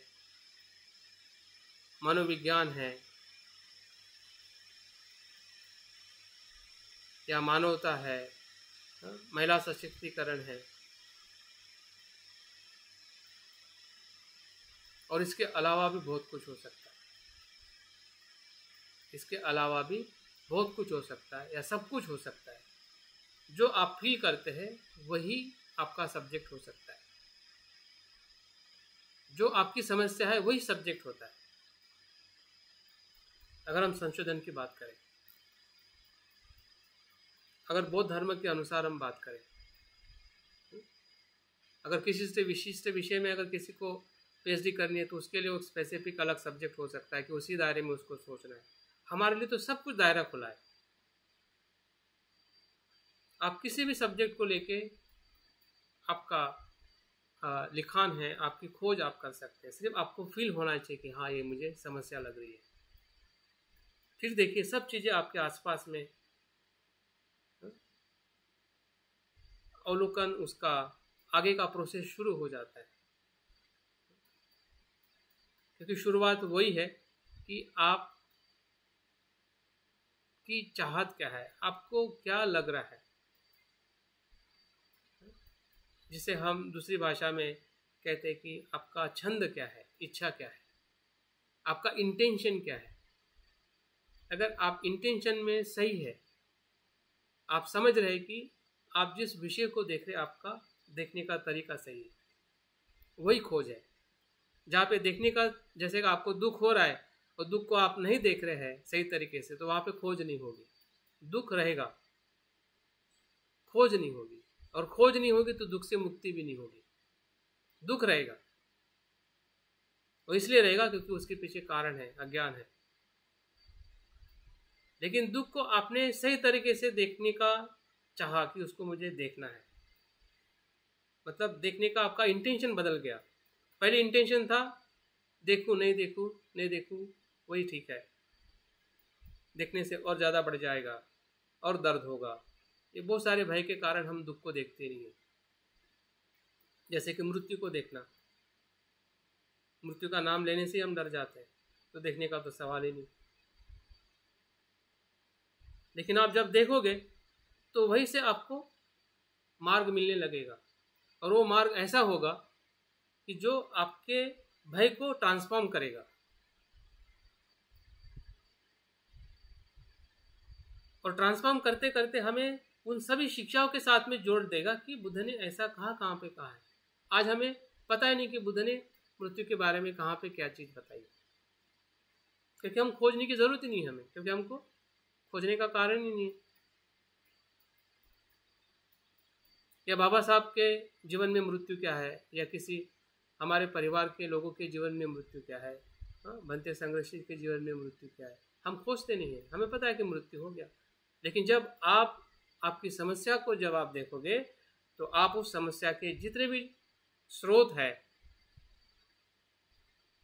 उससे आप जुड़ जाओगे, और आपके पास में एक ऐसी जानकारी आएगी, और उस जानकारी के साथ में अगर आप मृत्यु पे भी कुछ बातें लिखते हैं तो ये बहुत ही अलग अनुभव होगा।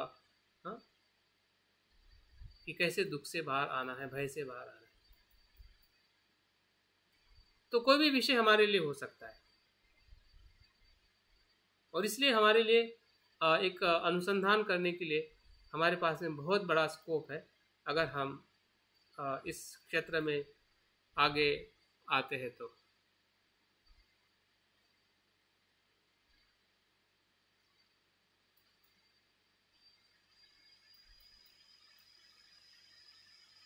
ये कुछ बातें हैं कि जो हम रिसर्च को, जब हम रिसर्च मेथोडोलॉजी को अपनाते हैं तो ये बहुत सारी बातें हैं कि हमें समझने की ज़रूरत होती है।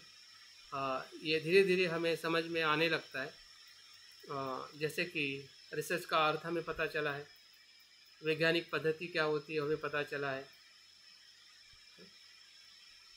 उस वैज्ञानिक पद्धति के जो सामाजिक अनुसंधान हो या उद्देश्य, संशोधन करने का हमारा उद्देश्य हो, प्रेरणा हो, अनुसंधान करने का प्रकार हो, कठिनाइयाँ हो, और अनुसंधान के कुछ महत्वपूर्ण जो शब्द है उसका इस्तेमाल करना, ये सब एक दूसरे के साथ में जुड़े हुए हैं।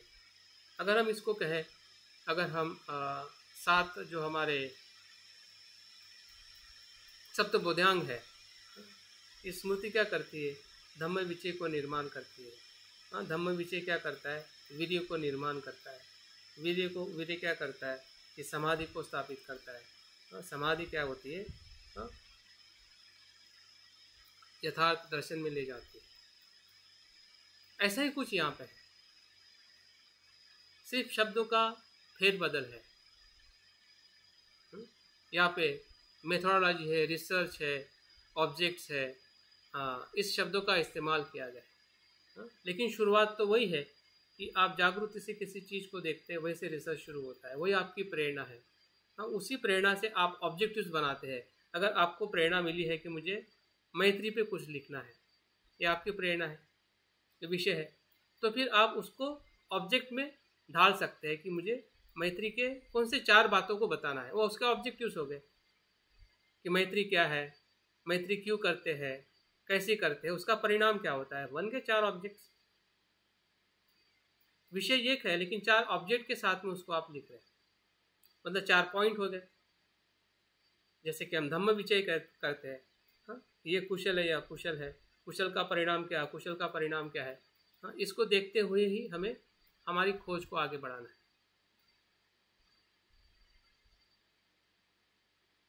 और उसी के साथ शब्दों को हमें ढूंढना है, जो उचित शब्द है, जो परिणाम कारक है, जो जिसमें सुसंवादिता है, जिसमें स्पष्टता है, ऐसे शब्द का इस्तेमाल करना, सरल शब्दों का इस्तेमाल करना, व्यवहारिक शब्दों का इस्तेमाल करना, कुछ बुद्ध से आई हुई भाषाओं का इस्तेमाल करना।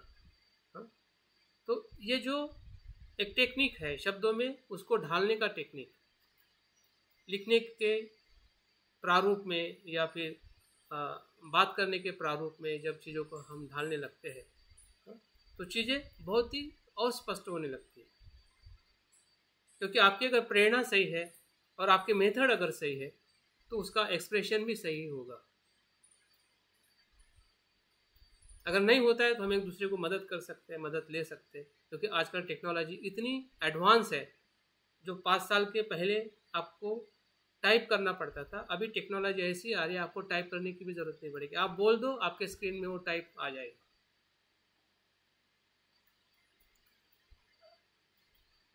अभी तो टाइपराइटर तो चला गया, अभी कंप्यूटर आया। अभी कंप्यूटर में ऐसा सिस्टम आने वाला है कि आपको टाइप करने की भी जरूरत नहीं पड़ेगी। जो मैं बोल रहा हूँ ना, वो टाइप होकर स्क्रीन पे आ जाएगा। फिर हिंदी में बोलूंगा तो हिंदी में आएगा, इंग्लिश में बोलूंगा तो इंग्लिश में आएगा। आप किसी भी भाषा को किसी भी भाषा में ट्रांसलेट कर सकते हैं बैठे बैठे। पाली भाषा को भी आप एक सॉफ्टवेयर में डाल दीजिए तो उसका हिंदी इंग्लिश में ट्रांसलेशन होके आएगा। इंग्लिश का कुछ आपको हिंदी में समझ में नहीं आ रहा है, इंग्लिश को आप उसमें डाल दीजिए, हिंदी में आ जाएगा। ये चीज़ इतनी इजी नहीं थी। आज का लिखान करना बहुत ही सरल है, लेकिन उस सरलता में भी जो सत्यता है वो आनी चाहिए, क्योंकि सरलता में सत्यता छूटती जा रही है। ये भी टेक्नोलॉजी का लॉस है, क्योंकि कोई भी किसी प्रकार से भी ट्रांसलेशन करके कोई भी बातों को बुद्धिज्म के बारे में एक्सप्रेस कर सकता है। जो बुद्धिस्ट नहीं वो भी कर सकता है। बुद्धिज्म को जिसको अगर गलत स्प्रेड करना है वो भी कर सकता है, और लोग करेंगे।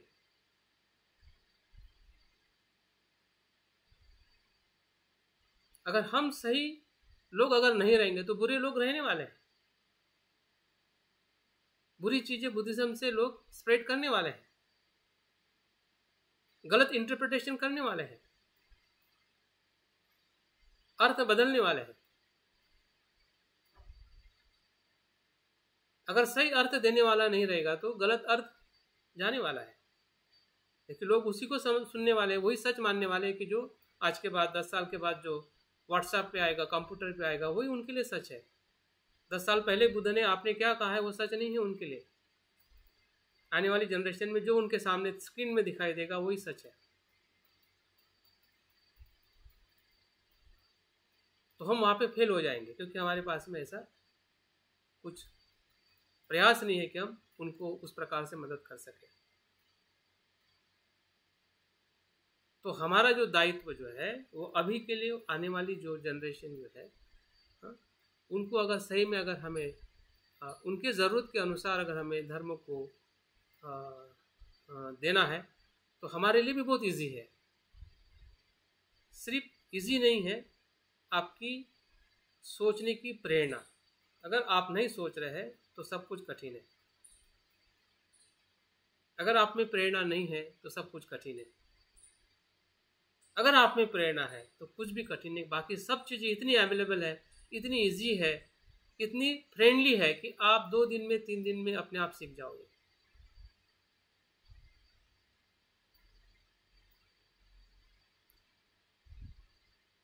और आप उसमें एक्सपर्ट बन जाओगे। कम से कम आपकी बातों को लिखने के लिए, बोलने के लिए।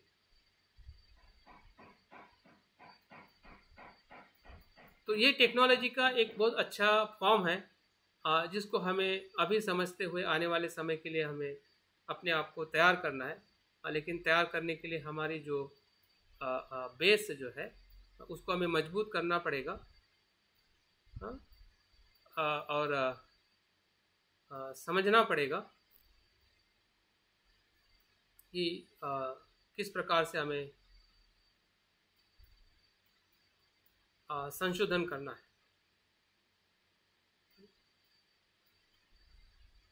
ये संशोधन के विषय है, उद्देश्य है। जो भी हम संशोधन करते हैं एक प्रकार से वो हमारी आंतरिक दृष्टि है।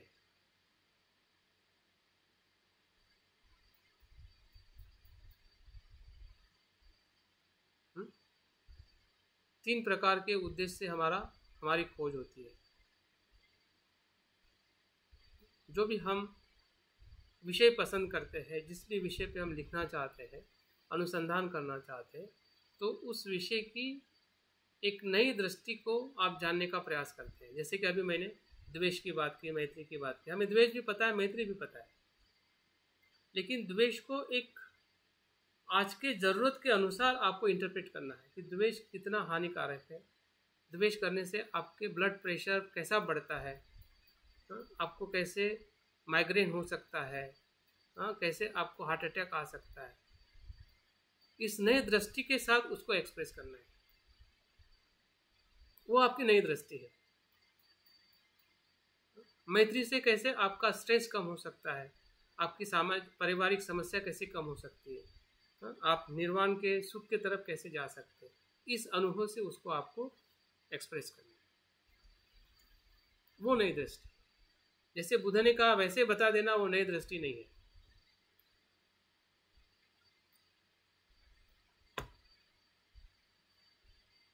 आज की समस्या को लेके बुद्ध की वो शिक्षा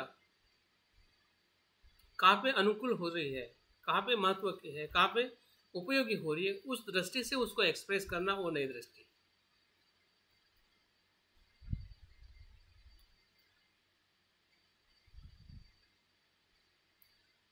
विशिष्ट व्यक्ति स्थिति की सही विशेषताओं को चित्रित करने के लिए संशोधन क्या है?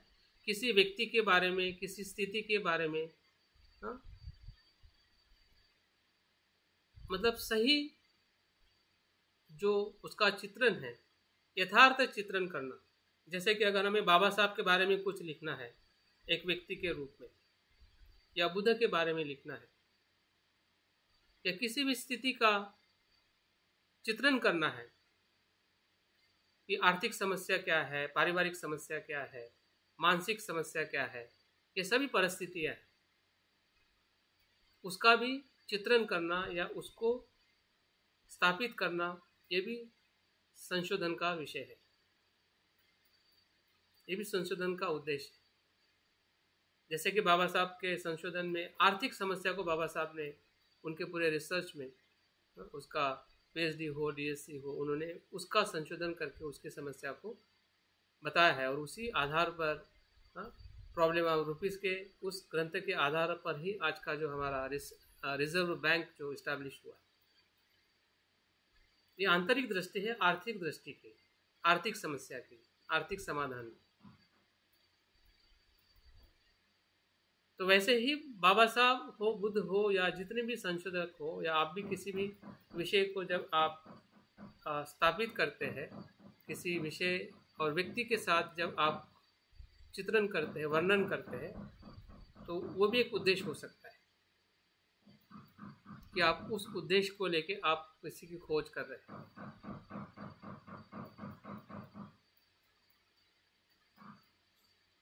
और तीसरा जो उद्देश्य जो है,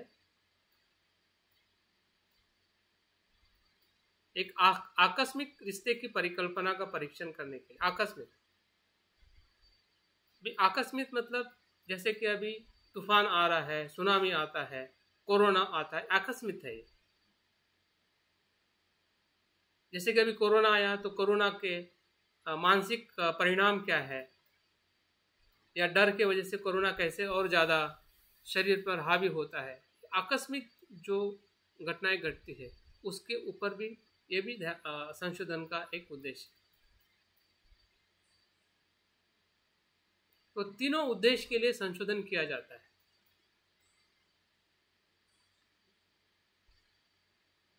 एक आंतरिक दृष्टि के लिए, जिसे हम श्रोतापन्न से निर्वाण की तरफ जाने के लिए भी हमें संशोधन की जरूरत है, या व्यक्ति विशेष या जो कुछ भी हमारी सांसारिक समस्या है, व्यवहार की, परिस्थिति की, घटनाओं की, उस घटना का भी परीक्षण करने के लिए भी संशोधन किया जाता है। फिर वो सामाजिक हो, आर्थिक हो, मानसिक हो, राजकीय हो, अनेक विषयों के अंतर्गत संशोधन किया जाता है। और दूसरा, आकस्मिक कोई घटना घटती है उस घटना पे भी संशोधन किया जाता है। तो इन तीनों उद्देश्य को हम ध्यान में रखते हुए अपने विषय की हम पसंदगी कर सकते हैं। और जिसमें हमें रुचि है, जिसमें हमें हमारी क्षमता लग रही है कि हाँ, मैं इस उद्देश्य के साथ में संशोधन या कोई भी लिखान है, कोई भी रचना है, इसके लिए मैं सोच रही हूँ, ये आपकी शुरुआत है। इसी के लिए हमें एमए की पढ़ाई करनी है, डिग्री के लिए नहीं। डिग्री तो एक हमें बहाना है जिसके कारण हम इकट्ठा आएंगे और थोड़ा उसमें से भी कुछ सीखेंगे। लेकिन जो सही, जो हमारी सोच है, उद्देश्य है, ये है कि हमें अपने आप की जो शिक्षा जो है, एजुकेशन है, उसको संशोधनात्मक स्वरूप में विकसित करना है। अंडरस्टैंडिंग के लिए, हमारे कम्युनिकेशन के लिए और राइटिंग्स के लिए, तीनों चीज़ के लिए ये हमारा मेन गोल है। और इस गोल को अगर हमें अचीव करना है तो मैं आपके साथ में हूँ, लेकिन आपका साथ भी आपके लिए ज़रूरी है। जब आप अपने आपको साथ नहीं दे पाओगे तो मेरे साथ से भी कुछ होने वाला नहीं है। जब आप अपने आप पे भरोसा रखोगे तो सब कुछ संभव है। हो सकता है कि आप में क्षमता कम हो, ज़्यादा हो, वो एक हो सकता है, या अस्पष्टता हो या स्पष्ट हो। लेकिन अगर आपको आप में भरोसा है कि मैं कर सकता हूँ, मैंने करना चाहिए, ये मेरी जिम्मेदारी है, जैसे कि परिवार के साथ परिवार को बनाना मेरी जिम्मेदारी है, वैसे मैं पढ़ा लिखा हूँ तो कुछ तो करूँ, कुछ तो खोज करूँ, कुछ तो लिखूँ। ये अगर आप उम्मीद बना रहे हैं तो समझ जाए कि आप सही जगह पे हैं। छोटी सी आशा जो होती है ना, वो बहुत बड़ी आशा में परिवर्तित होती है। अगर वो आशा अगर आपकी मर गई है और वो जीवित नहीं हो पा रही है तो आपकी जिम्मेदारी कि उसको आपको कैसे जीवित करना है। बाकी चीज़ें धीरे धीरे आपको समझ में आ जाएगी, आप समझ भी जाओगे। इसलिए इसको कहा गया कि उसको अनुसंधान की प्रेरणा कहा जाता है। खोज की प्रेरणा जो है,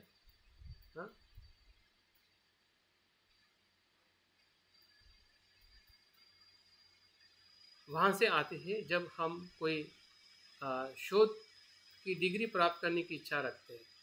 वहाँ से हमें प्रेरणा आती है। जो यूजुअली जो बच्चे पढ़ते हैं, डिग्री लेने के लिए पढ़ते हैं, तो वहाँ से एक प्रेरणा आती है कि वो किसी विषय के ऊपर खोज करे, क्योंकि उसकी वो ज़रूरत होती है।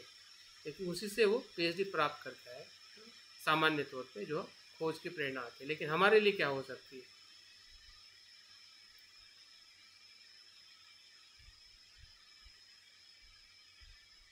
हमारे लिए हो सकती है कि जो अनसुलझे जो प्रॉब्लम्स है उसको हल करना है। जो अभी भी हमारी समस्या है उसको हमें हल करने के लिए प्रेरणा, खोज की प्रेरणा हमें लेनी है। जो हमारी समस्या है उस समस्या को समाधान करने के लिए हमें खोज करनी है या अनुसंधान करना है। जो रचनात्मक रूप में काम करने की बहुत ही खुशी प्राप्त करनी। जब हम किसी चीज़ की खोज करते हैं तो हमें सुख मिलता है, सकारात्मक कार्य करने का जो सुख है वो हमारी प्रेरणा है। जब आप कुछ आर्टिकल लिखोगे, किताब लिखोगे, तो ये आपके लिए नहीं होगी, आपके आसपास समाज के लोगों के लिए भी लाभान्वित होगी। जैसे कि आप खुद पैसा कमाते हो और लोगों को दान देते हैं, तो दान देना एक सामाजिक दायित्व है, लेकिन जब आप दान देते हैं तो आपको अंदर से लाभ मिलता है, खुशी मिलती है। और सबसे बड़ा दान धम्म का दान है। जब आप उस किताब के साथ में, अगर आप किताब पैसे के साथ में किताब दोगे और उस किताब से कोई पढ़ के धम्म के संपर्क में आएगा, तो सही लाभ वहाँ तक आप पहुँचा रहे, ऐसा सुख आपको मिलेगा। और सामाजिक लाभ के कारण भी हम संशोधन करते हैं कि हमारे संशोधन से समाज को लाभ मिले, जैसे कि बाबा साहब के सभी संशोधन से समाज और देश को लाभ मिला है। तो कहीं ना कहीं हम भी कुछ ऐसा लिखें, ऐसा कुछ रचना करें जिसके कारण समाज को लाभ मिलता है। तो ये सभी प्रकार की प्रेरणाओं के साथ हम अगर अपने स्वरूप को पहचानते हैं कि मैं इस अभ्यास को क्यों करूं, क्या करने से क्या होने वाला है, हमें सिर्फ एक डिग्री के रूप में इस अभ्यास को नहीं देखना है। सही अर्थ में अगर हम कुछ इस प्रकार से सोचते हैं कि एक हमें संशोधक के रूप में, एक अच्छा विद्वान के रूप में अपने आप को अगर विकसित करने के लिए ये अगर हम शिक्षा ले रहे हैं, तो निश्चित ही है ये हमारा समय, ये हमारा जो इन्वेस्टमेंट है समय का, धन का और बुद्धि का, ये बहुत ही अच्छा हमें सुख और औरों को भी बहुत सारा इसमें लाभ दे सकता है। हम सभी के प्रयासों पे आधारित है। मैं अपनी तरफ से प्रयास ज़रूर करूँगा, लेकिन आपके साथ से ही ये संभव है। मेरी बात यहाँ पे मैं पूर्ण करता हूँ। अगर कुछ सवाल है, कुछ और जानना चाहते हैं तो आप पूछ सकते हैं। और नेक्स्ट सेशन हम शाम को लेंगे, उसमें थोड़ा प्रैक्टिकल कुछ चीज़ें मैं आपको बताने वाला हूँ कि कोई भी लेखन हम कैसे करते हैं और कैसे करना चाहिए, ताकि आपको और ज़्यादा कॉन्फिडेंस आ जाए कि सीखना बहुत सरल और ईजी है। कुछ सवाल, कुछ आपके तरफ से मैंने जो बताया उसमें अगर कुछ अनक्लियर है तो आप क्लियर कर सकते हैं। कल के सेशन में मुझे लगता है क्या नाम है इसका, रवि शायद निकल गए थे, रवि कुमार जी सर। तो कल के इसमें लास्ट डिसीजन ये हुआ था, पुष्पा जी, किशोर कुमार जी और एक हमारे महाराष्ट्र के मित्र थे, वो 3 लोग एडमिशन ले रहे हैं। जी। तो शायद आपसे कंफर्मेशन मिला नहीं है, क्योंकि उस समय आप थे नहीं, आप लेफ्ट हो गए थे। आपके साथ में जो थे वो भी बात नहीं कर पाए। तो 10 तारीख तक उसका एडमिशन प्रोसेस चल रहा है। तो उसका मैंने कंटेंट भी डाल दिया है कि डॉक्यूमेंट्स में आपको क्या क्या देना है, और सिलेबस भी डाल दिया है कि क्या क्या उसमें पढ़ाया जाएगा या आपको टेक्स्ट मिलेगा उसमें रीडिंग मटेरियल में। तो वो सभी सब्जेक्ट के बारे में मैंने डाला हुआ है। अगर आप इस कोर्स में आना चाहते हैं तो आप अपना रिस्पांस दे सकते हैं। तो कुछ समस्या है तो पूछ सकते हैं। नहीं, मेरा तो है, मैं तो आना चाहता हूँ इस कोर्स में। तो मेरे साथ मेरे एक कज़न है और 1-2 लोग और हैं, उनसे मेरी वार्तालाप चल रही है। मेरा कंफर्मेशन है और 1-2 लोगों का और है, उनका भी मैं आपको नाम भेज दूँगा। नहीं, नाम से नहीं, वो डॉक्यूमेंटेशन जो मांगे हैं ना वो आपको शेयर करना है। ठीक है, ठीक है। तो ये सर, ये डायरेक्ट यूनिवर्सिटी से एडमिशन है या ये आपके थ्रू एडमिशन है? हाँ, इसमें 2 प्रकार से है।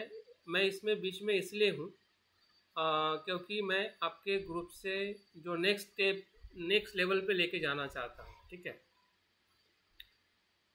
क्योंकि ये चीज़ें वहाँ पे ना सिखाई जाएगी, ना वो उनका क्या बोलते हैं रिस्पॉन्सिबिलिटी है कि आपको पढ़ाया जाए। यूनिवर्सिटी की रिस्पॉन्सिबिलिटी इतनी है कि आप फीस भरिए, ऑनलाइन जो आपको मटेरियल मिलेगा, आपको एग्ज़ाम देनी है और डिग्री लेनी है, दैट्स इट।